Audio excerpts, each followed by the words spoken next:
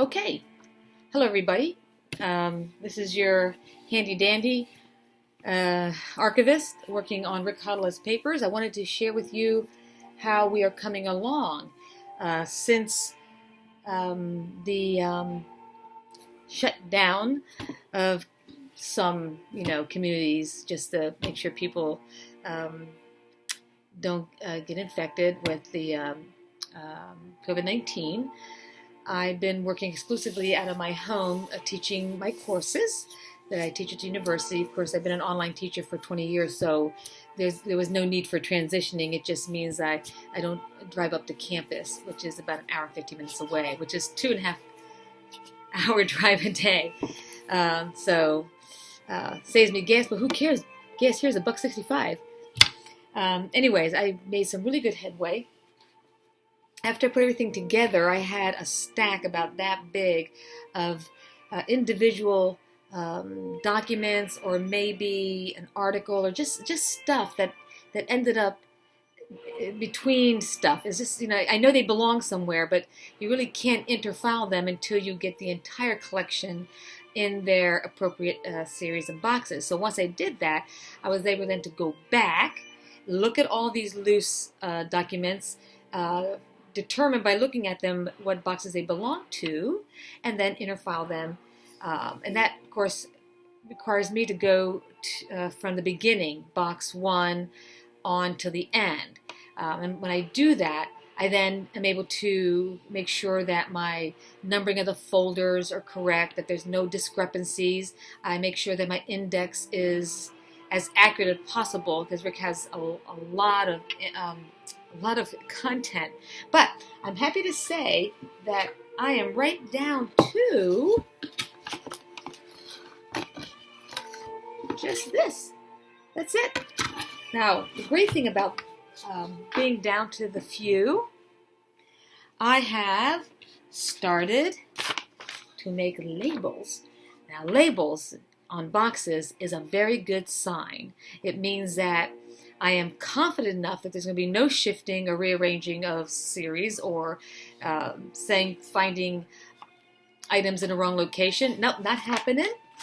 Also, I have been able to migrate Rick Hautala's digital files from the CD-ROMs, CD writable ROMs, the regular size as well as the 3-inch size, onto a thumb drive, which will then also be migrated, well, not migrated, but made a backup copy of the thumb drive to another drive. So it'll be 2 copies of the original CDs. I am not going to have them in the collection, because Rick not only made copies of his manuscripts, but he also had a lot of personal family photographs that these would need to go back to his family.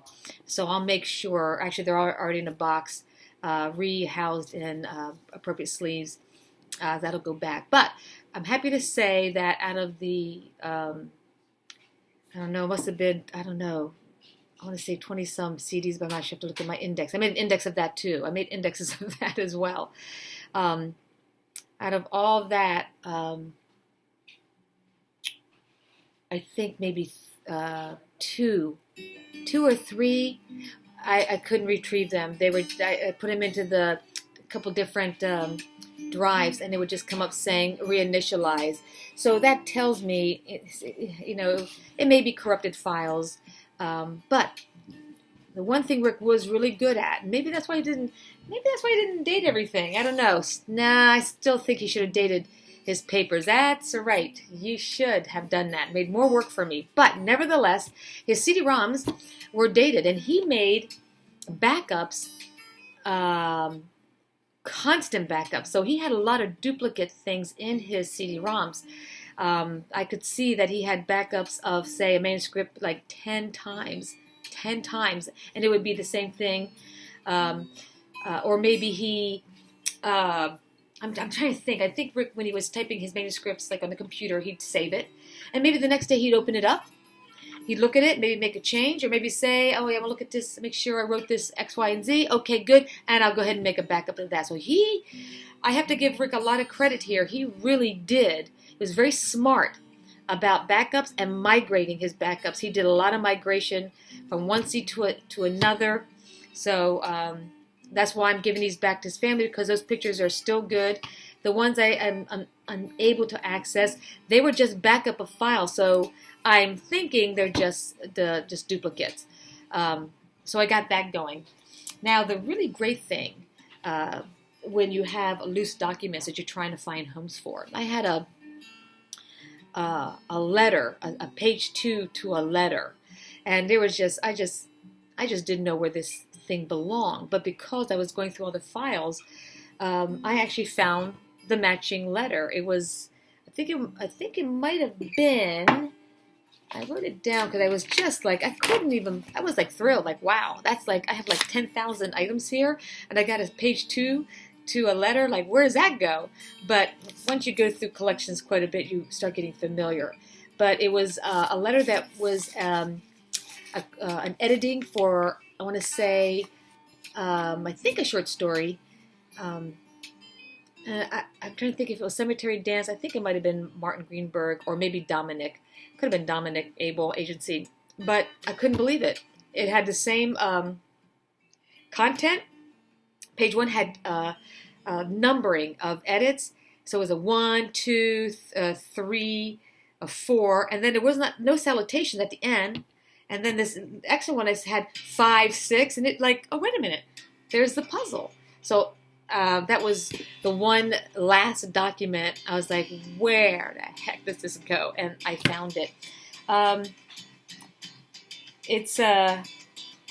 The plan now is that because I have a little bit more time in the evenings to spend on this, I'm really hoping to get I call this a container list, making the list of where everything is, the series and sub-series. And then I'm talking to my Hautala friends. Once I do that, then I have, what else? I've got to do that. Make sure my indexes are up to date. Get everything labeled. Then I have to make the rest of the finding aid. So the rest of the finding aid, it just gives the title of the collection, Rick Hautala papers.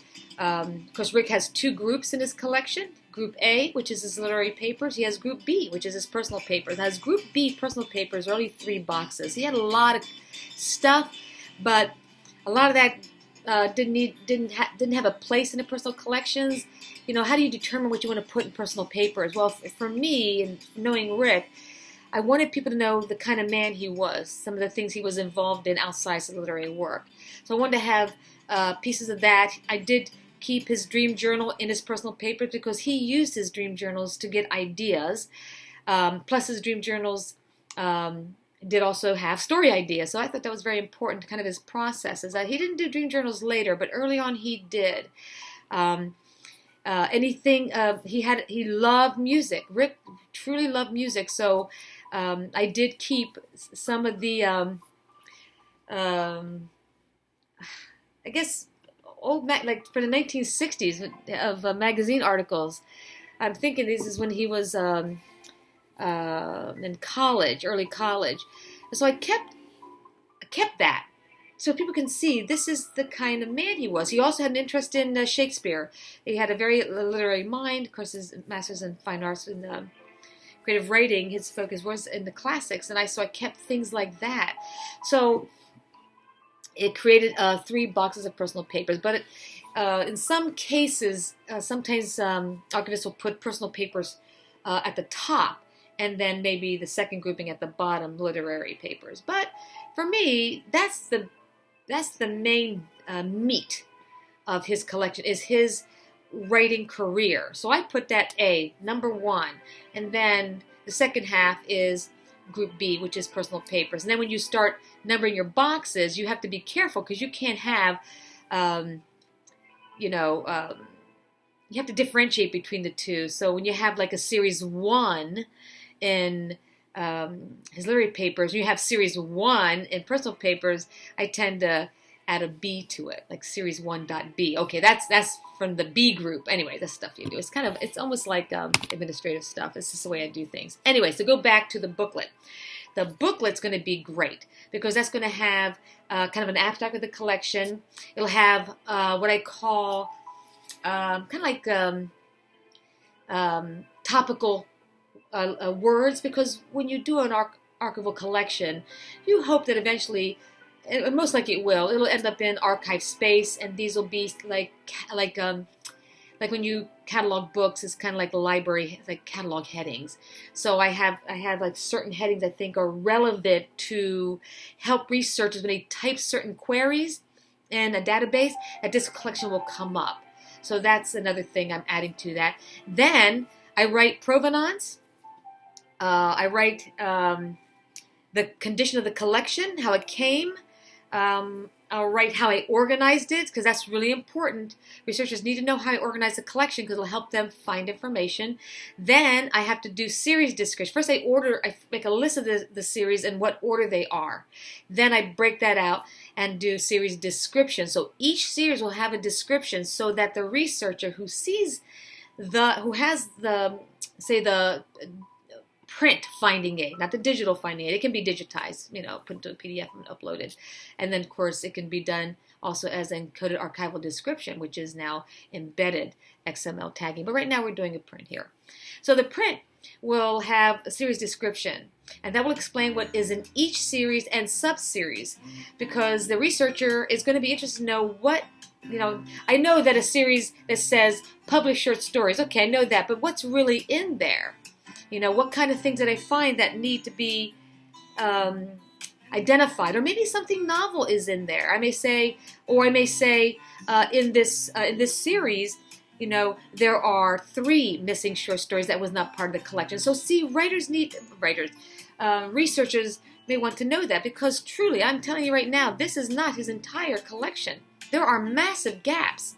And I know Rick was very generous and giving out, hey, you can have my manuscript, take a look at this, or this and that. And people who know him, anybody here who know him or know people that know him, Rick, that's one thing about Rick, you got to say, he was a very generous man. So that creates gaps in the collection. And I don't consider the collection a closed collection when I'm done processing it. It is still going to be an open collection, because I am hoping that people will come forward here and there and say, hey, I got this manuscript, I'd like to donate it. And if it's an original, like it's like typo, that's awesome. But anyways, but I understand, if you have a Rick Hautala manuscript, you're going to want to hold on to that dear to your heart. So that's okay. He gave it to you, or he gave it to his friends and colleagues. That's okay.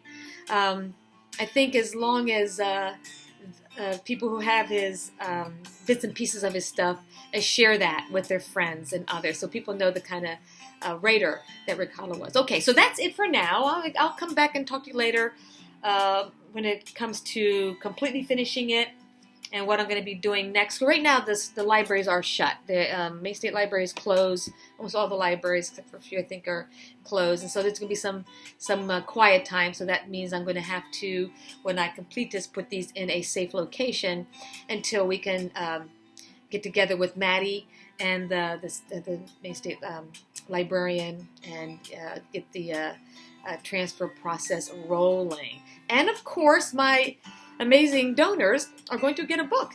I have not forgotten. You're going to get the finding aid, and I've told you this before, so say it again. It's not a page staple. It's going to be bound in cloth and gold stamped. That's right, because, hey, I'm a bookbinder too. So that's it. Be well, stay safe, and we will talk again. So long.